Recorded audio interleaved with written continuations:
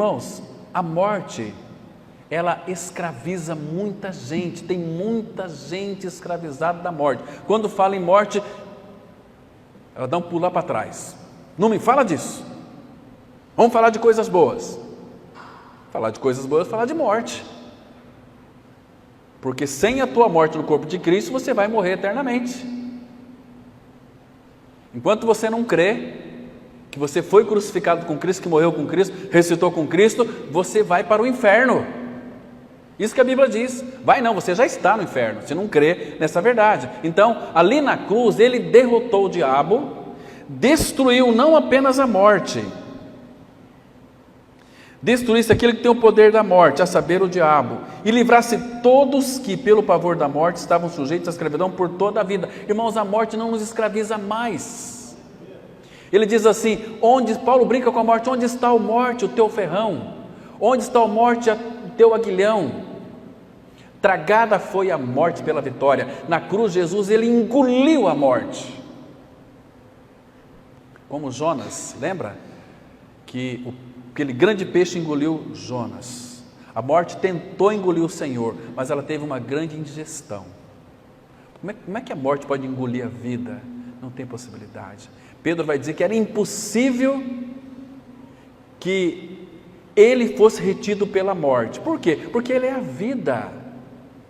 Ele diz, eu sou a ressurreição e a vida. Não essa vida que nós nascemos, herdamos dos nossos pais, a vida da alma, mas a vida eterna. Ele veio para nos dar a si mesmo, a nós, para nos dar a sua vida. Ele nos deu a sua vida. Ele veio habitar em nós. Quem crê em mim, ainda que morra, viverá. Então, irmãos, nós não somos mais escravos da morte. A morte não tem mais domínio sobre um filho de Deus. A morte não tem a última palavra sobre um filho de Deus.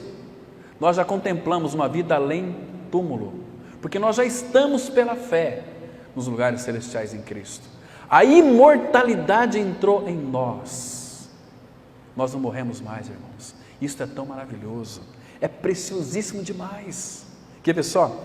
Volta um pouquinho para trás aqui, 2 Timóteo, capítulo 1, versículo 9 e 10.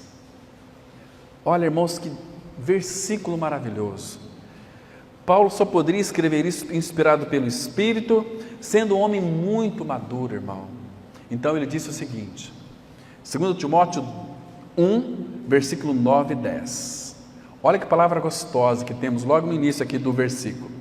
O contexto aqui, falando para Timóteo não envergonhar do Evangelho, para participar com ele dos sofrimentos. Ele diz assim no versículo 9, que nos salvou,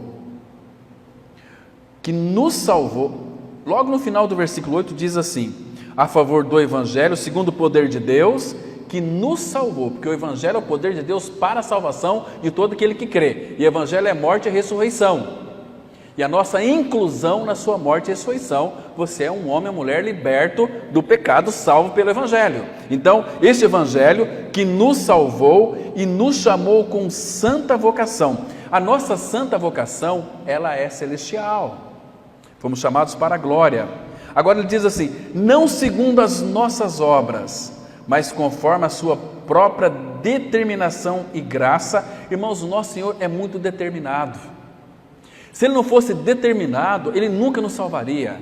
Lembra de Lucas 9,51, que ele mostrou na sua face uma intrépida resolução, que ali é determinação de ir para Jerusalém e morrer. Então aqui Paulo coloca, conforme a sua própria determinação e graça, que nos foi dada em Cristo Jesus, antes dos tempos eternos, e manifestada, revelada, agora, pelo aparecimento de nosso Salvador Cristo Jesus. Agora presta atenção, o qual não só destruiu a morte, irmãos, aleluia, ele destruiu a morte, e o que mais?